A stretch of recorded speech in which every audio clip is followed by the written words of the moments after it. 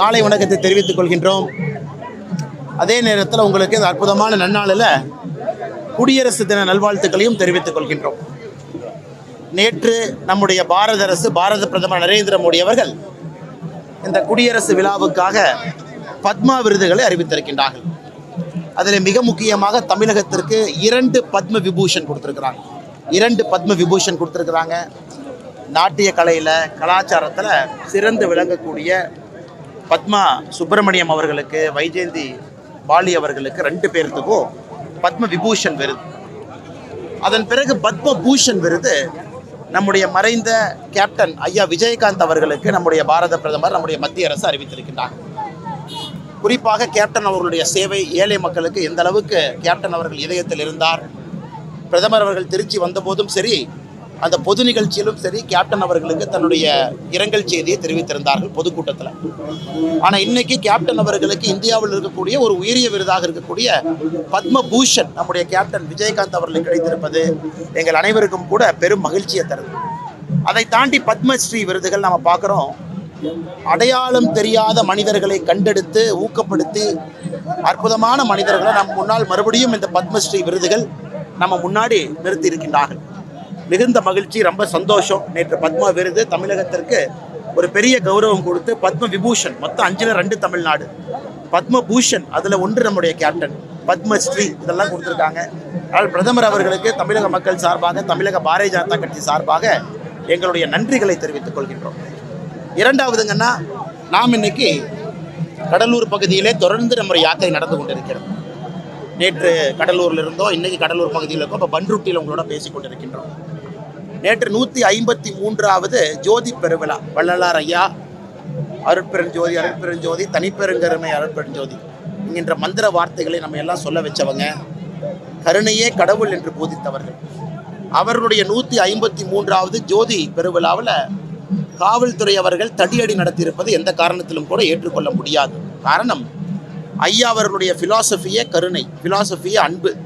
அவருடைய ஃபிலாசபியே எந்த ஒரு மனிதனுக்கு, அவர்தான் சொன்னாருங்க, வாடிய பயிரை கண்ட போதெல்லாம் வாடினேன்னு சொன்னவர். ஆனால் அவருடைய இடத்துல லட்சக்கணக்கான மனிதர்கள் வந்திருக்கும் பொழுது முன்ஜாக்கிரதையாக அரசு நடவடிக்கை எடுத்திருக்கணும். ஆனால் இந்த அரசை பொறுத்தவரை ஆன்மீகத்தின் மீது எந்தவித நம்பிக்கையும் இல்லை. எந்த நடவடிக்கையும் எடுக்காம கூட்டம் அதிகமாக வந்த பிறகு, மக்கள் வந்த பிறகு கடைசி நேரத்தில் போய் அதை தடுக்க பார்க்குறாங்க. அதனால் தடியடி நடத்தியிருப்பது நிச்சயமாக ஏற்றுக்கொள்ள முடியாதது. நாங்கள் அதை ஏற்றுக்கொள்ள போவதில்லை. அரசு இன்னும் கவனமாக இருக்கணும்.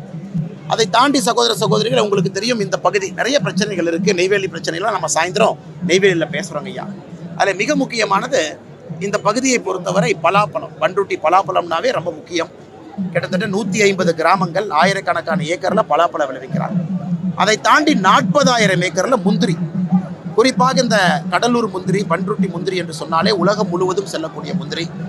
ஆனால் இந்த முந்திரியை பதப்படுத்தக்கூடிய தொழிற்சாலை, அதற்கு தேவையான கோல்டு ஸ்டோரேஜ் யூனிட்டிலிருந்து திமுக அரசு தன்னுடைய தேர்தல் வாக்குறுதியில் சொல்லியிருந்தார்கள், இதெல்லாம் நாங்கள் செய்வோம் என்று. 511 வாக்குறுதி எல்லா இடத்துலையும் சொல்கிறோம், எதுவுமே செய்யலின்னு. இன்றைக்கி பன்ருட்டியில் இருக்கின்றோம். மக்கள் எவ்வளோ கஷ்டப்படுறாங்கன்னு தெரியுது. நான் கூட இன்றைக்கி காலையில் ஒரு முந்திரி தொழிற்சாலைக்கு சென்று விட்டு வந்தேன். அதை பார்க்கும் பொழுது எப்படி முந்திரி விளைவித்தாலும் கூட அதை ஏற்றுமதி செய்வதற்கும், அதை பதப்படுத்துவதற்கும், அடுத்த கட்டம் வேல்யூ ஆடட் மேனுஃபேக்சரிங் அக்ரிகல்ச்சர் மாற்றுவதற்கும் மாநில அரசு அக்கறை இல்லாமல் இருக்கிறாங்க. காரணம், இங்கே இருக்கக்கூடிய திமுக எம்பி அவர் பாதி நேரம் அப்ஸ்காண்டிங்கில் இருக்கார், கொலை வழக்கில். அதனால்தான் யாத்திரையில் வலியுறுத்துகின்றோம், மத்திய அரசு சார்ந்த நரேந்திர மோடி ஐயா சார்ந்த நம்முடைய எம்பி நீங்கள் கொடுங்க, இதையெல்லாம் அடுத்த கட்டத்திற்கு எங்களால் எடுத்து செல்ல முடியும் என்று தொடர்ந்து சொல்லிக் கொண்டிருக்கின்றோம். இதை தாண்டி நண்பர்களுக்கு கேள்வி இருந்தால் கேளுங்கன்னே பதில் சொல்கிறோம். அண்ணே பாருங்க, 2 முறை பேசுகிறார். முதல் முறை என்னை 2 பேர் பைக்கில் சுற்றுறாங்க, பின்னாடி வர்றாங்கன்னு முதல் ஆடியோ கான்வர்சேஷன் பேசுகிறாங்க. 2வது ஆடியோ கான்வர்சேஷன் பெட்ரோல் பம்ப்லேருந்து பேசுகிறாங்க. அண்ணே காரில் இருக்கே மறுபடியும் துரத்துறாங்க. போய் அந்த பெட்ரோல் பம்ப் பக்கத்தில் இருக்கக்கூடிய அந்த ரூமுக்குள்ளே போய் பூட்டி வச்சுக்கிறார். அப்படி இருந்தும் அந்த கதவை உடைத்து வெளியே சரமாரியாக வெட்டி உயிருக்கு போராடி கொண்டிருக்காருன்னா என்னென்ன காரணம்? தமிழ்நாட்டில் ஒரு காலத்தில் பொய் செய்தி எழுதினா தான் மக்களுக்கு கோவம் வரும். இன்றைக்கி உண்மை செய்தி எழுதினாவே இதை போன்ற அராஜகவாதிகள் வெட்டுறாங்க என்பதை கண்டிப்பாக நம்முடைய மண்ணில் ஏற்றுக்கொள்ள முடியாது. அடுத்தது ஜேர்னலிஸ்ட், நீங்களா 2 வீலரில் போகிறீங்க, ஒருத்தர் லாரி எடுத்துகிட்டு வந்தால் என்ன பண்ணுவோம்? இது போன்ற போக்கு தமிழகத்தில் நீடித்தால் அரசு நம்முடைய ஜேர்னலிஸ்ட்டுக்கு எந்த பாதுகாப்பும் அளிக்காமல் இந்த மாதிரி கொண்டு போனாங்கன்னா, ஏன்னா இன்றைக்கி அரசு அதிகாரிகளுக்கு இங்கே மரியாதை இல்லை. விஏ போய் வெட்டுறான் மணல் கடத்துறவன், ஜேர்னலிஸ்ட்டுக்கு இன்றைக்கி உயிர் பாதுகாப்பு இல்லை. அதனால் நீங்கள் ஜேர்னலிஸ்ட் எத்தனையோ பேர் டூ வீலரில் போகிறீங்க, நடந்து போகிறீங்க, ரோட்டில் எங்கேயோ செய்தி சேகரிச்சுட்டு இருக்கீங்க. ஸோ உங்கள் உயிருக்கு எந்த விதத்திலும் பாதுகாப்பு இல்லாத ஒரு அரசாக தமிழக அரசு இருக்குது. அதுவும் குறிப்பாக பல்லடத்தில் நடந்திருப்பது ஏற்றுக்கொள்ள முடியாது, கண்டனத்துக்குரியது. நேற்று நாங்களும் கண்டன செய்திகளை பதிவு செய்திருந்தோம். நம்முடைய அமைச்சர் அண்ணன் முருகன் அவர்கள், இன்ஃபர்மேஷன் அண்ட் ப்ராட்காஸ்டிங் மினிஸ்டர் அண்ணன் அவர்கள் நேரில் போய் தனியார் மருத்துவமனையில் சகோதரரை சந்தித்து விட்டு ஆறுதல் சொல்லிட்டு வந்திருக்கிறாங்க. மத்திய அரசும் இதை கம்பீரமாக எடுத்து கொண்டிருக்கிறது என்று நம்முடைய இணையமைச்சர் அண்ணன் முருகன் அவர்கள் இந்த பத்திரிகை நண்பர்கள்ட்ட பேசினாங்க. எங்கிட்ட தொலைபேசியில் சொன்னாங்க, இதை மிக மிக கம்பீரமாக நாங்கள் எடுக்கின்றோம் என்று. மாநில அரசு சப்பக்கட்டுப்பட்டி அந்த இன்ஸ்பெக்டர் காத்திருப்போர் பட்டியலில் வச்சிருக்கிறாங்க. அவர்கள் சொல்ற காரணத்தை நாம் ஏற்றுக்கொள்ள முடியாது. ஒரு மனிதன் உயிருக்கு போராடி கொண்டிருக்கும் பொழுது காவல்துறை செய்தி குறிப்பில் ஒரு செய்தி சொல்லியிருந்தாங்க, அவர் இதை பண்ணார் அதை பண்ணார், அதனால் ஏற்றுக்க மாட்டேன். ஒரு மனிதனை களங்கப்படுத்தக்கூடாது. நாம் கேட்பது, அந்த மனிதன் 2 முறை காவல்துறைக்கு தொலைபேசி மூலமாக சொல்லியும் உயிருக்கு பாதுகாப்பு இல்லை என்று சொல்லியும் பின்னாடி ஃபாலோ பண்ணுறாங்கன்னு சொல்லியும் ஃபோன் எடுத்த ஒரு போலீஸ் ஸ்டேஷன் வாங்க, வண்டி கலர் சொல்லுங்கள், இங்கே வாங்க, காலையில் வாங்கன்னா என்னென்ன அர்த்தம்? அதை விட்டுவிட்டு இன்னைக்கு அந்த ஜேர்னலிஸ்ட் மனிதரை களங்கப்படுத்துவதற்கான முழு முயற்சியிலே மாநில அரசு காவல்துறை இறங்கி இருக்கின்றார்கள். இது வன்மையாக கண்டிக்கத்தக்க வேண்டியது.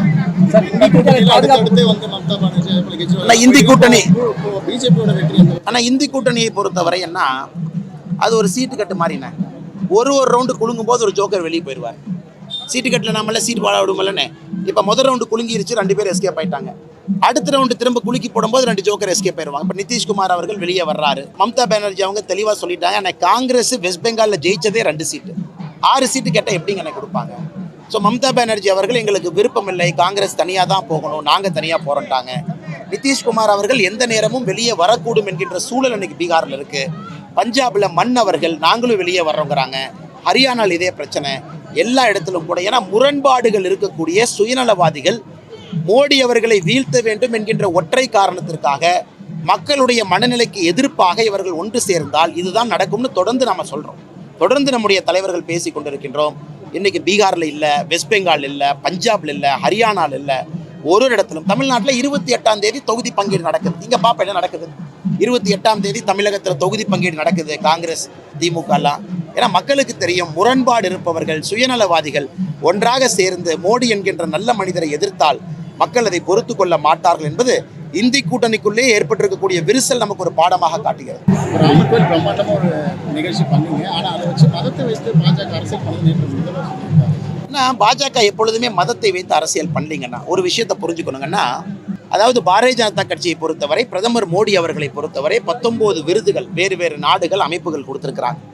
அதில் 8 விருதுகள் இஸ்லாமிய நாடுகள் அவருடைய உயர்ந்தபட்ச விருதை கொடுத்துருக்கிறாங்க. என்ன அர்த்தம்? இஸ்லாமிய நாடுகள், ஷரியா லா ஃபாலோ பண்ணக்கூடிய நாடுகள் பிரதமர் மோடி அவர்களை விரும்புகின்றார்கள். இது ஒரு உதாரணத்துக்கு. உத்தரப்பிரதேசத்திலிருந்து எங்கே பார்த்தாலும் கூட இஸ்லாமிய சகோதரிகள் பாரதிய ஜனதா கட்சியின் பக்கம் நிற்கிறாங்க. ஏன்னா நம்மை பொறுத்தவரை 1528 இடிக்கப்பட்ட ராமர் கோவில், நாம் 1952 முதல் தேர்தலிலிருந்து சொல்கிறோம் ராமர் கோவிலை கட்டுவோம் என்று. எப்படி கட்டுவோம்? எல்லாரையும் ஒருங்கிணைத்து பொறுமையாக சாந்தமாக உச்சநீதிமன்றத்தில் என்னென்ன வழக்கு இருக்குதோ அந்த வழக்கெல்லாம் தீர்க்கப்படும் வரை நம்ம கட்டுவோம். ஒரு விஷயம் புரிந்து கொள்ள வேண்டும்னா, இஸ்லாமிய சகோதரர்கள் கிறிஸ்தவ சகோதரர்களுக்கு நிறைய கோவில்கள் இருக்குது, மாஸ்க் இருக்குது, சர்ச் இருக்குது, எல்லாம் வழிபடுறாங்க. ஆனால் இந்து சகோதர சகோதரிகளுக்கு ராமர் பிறந்த இடத்துல ஒரே ஒரு கோயில் தான் இருக்குது. 1528 அதை அழித்து இடிக்கப்பட்டு அதன் பிறகு டென்ட் கொட்டாயில் குழந்தை ராமர் உட்கார்ந்துருந்தார். இன்னைக்கு குழந்தை ராமர் கம்பீரமாக அவருடைய சொந்த வீட்டில் போய் வீட்டிருக்கின்றார்கள். இது மிகப்பெரிய சாதனை. அதனால் முதலமைச்சர் அவர்கள் புரிந்து கொள்ளட்டும். இன்னைக்கு கம்யூனல் ஹார்மனின்னு ஒரு பையனுக்கு விருது கொடுத்துருக்காரு. அந்த பையன் பேர் ஜூபியர்னு ஒரு பையன், நான் பேர் மறந்துட்டேன். ஜூபியர்னு அந்த பையன் நிறைய பொய்யா பேசுவான்ல பிரதர், பொய்யா சொல்லுவான். சோசியல் மீடியாவில் ஒரு பையன் பொய்யா போடுவானே, ஜூபியர்னு ஐடியில். அந்த பையனை கூப்பிட்டு கம்யூனல் ஹார்மனியும் காலைல நம்ம முதல்வர் விருது கொடுக்குறாரு. இந்த நான்சென்ஸில் எங்கேயாச்சும் பார்த்துருக்கீங்களானே? அவன் பொய்யா எழுதுவான். அவனால தான் இந்தியாவில் பாதி மதக்கலவரம் நடந்து கொண்டிருக்கிறது. அவனை கூட்டிகிட்டு வந்து கம்யூனல் ஹார்மனி விருது கொடுத்துட்டு நம்முடைய முதலமைச்சர் அவர்கள் இன்னைக்கு சமூக நல்லிணக்கத்தை பற்றி பேசுகிறாங்கன்னா இதை விட வேடிக்கை இந்த மண்ணில் யாரும் பார்த்ததே கிடையாதுங்கண்ணா. நேற்று என்னை பற்றி ஆர்ப்பாட்டம் பண்ணதுக்கெல்லாம் கேட்கல. என்னை பற்றி ஆர்ப்பாட்டம் சென்னையில் பண்ணாங்க, அதை பற்றி கேள்வியை கேட்கல. ஆனால் நேற்று சென்னையில் பத்திரிகை நண்பர்கள் நீங்கள்லாம் பார்க்குறீங்க, பத்திரிகை நண்பர்கள் நீங்கள் பார்க்குறீங்க என்னண்ணே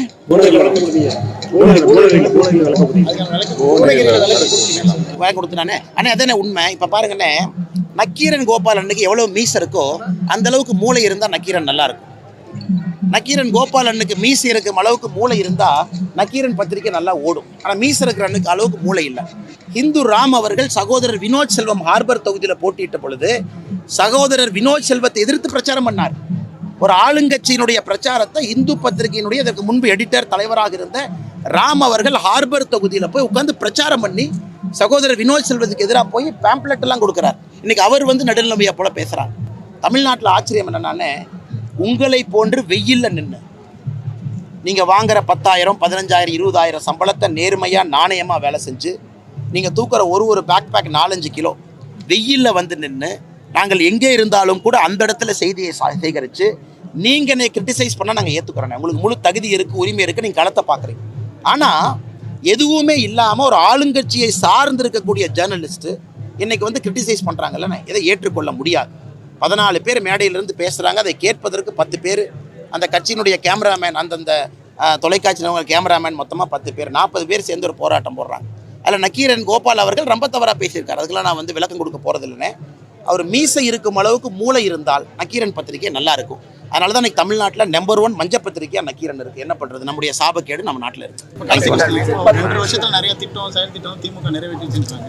2 வருஷத்தில் திமுகவோட உங்களுக்கு எவ்வளோ மார்க் கொடுப்பீங்க? ஆனால் 3 மார்க்குன்னு சொன்னேன், அன்றைக்கே சொன்னேன். 100க்கு 3 மார்க். ஏன் 100க்கு 3 மார்க்குன்னு, அந்த 3 மார்க் மக்கள் நாமெல்லாம் சேர்ந்து நமக்கான திட்டத்தை கொண்டு வந்திருக்கிறோம், அவ்வளோதான். மற்றபடி திமுகவை பொறுத்தவரை இந்த 31 மாதத்தில் என்ன சாதனை, உதயநிதி ஸ்டாலினை அறிமுகப்படுத்தியது ஒரு சாதனை. 31 மாதத்தில் இன்னொரு சாதனை என்ன, இன்பநிதி ஸ்டாலினை அறிமுகப்படுத்தியது இன்னொரு சாதனை. இதெல்லாம் தான் அவங்க சாதனை. 3வது சாதனை என்ன, ஒரு அமைச்சர் புலால் சிறையிலே, ஒரு அமைச்சர் ஊழல் வழக்கிலே தண்டனை. இது ஒரு சாதனை. வேறு என்ன சாதனை பண்ணியிருக்காங்க? திமுக செய்த அனைத்தும் தமிழக மக்களுக்கு எதிராகத்தான் ஆட்சி செய்து கொண்டிருக்கின்றார்கள். அதனால் 2024 பாராளுமன்ற தேர்தலில் நம்முடைய சகோதர சகோதரிகள், பெரியோர்கள், தாய்மார்கள் அவர்களுக்கு பாடம் புகட்டுவார்கள். ஆனால் திமுக வாக்குறுதி கொடுத்துருந்தாங்க பத்திரிகையில் நலவாரியம் அமைச்சர் சொல்லிட்டு, அது உங்களுக்கு அந்த அளவுக்கு அண்ணே உதயநிதி ஸ்டாலினை கூட்டிகிட்டு போய் 5 கிலோ அரிசி கொடு, 5 கிலோ பருப்பு கொடு. நான் பத்திரிகை நண்பர்கள் பிச்சைக்காரர்களா? இல்லை பத்திரிகை நண்பர்கள் அந்தளவுக்கு தான் நடத்துகிறாங்களா?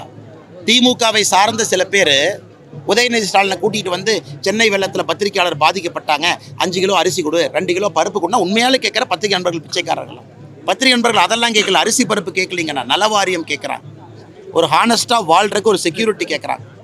ஏன் தமிழ்நாடு ஒரு முன்னோடி மாநிலமாக இருந்து பத்திரிகை நண்பர்களுக்கு பென்ஷன் கொடுக்கலாமே? நீங்கள் எதோ பேசுகிறோம், எதோ அறிக்கையில் விடுறோம். பத்திரிகை நண்பர்களுக்கு ஏன் பென்ஷன் இல்லைன்னு நான் கேட்குறேனே.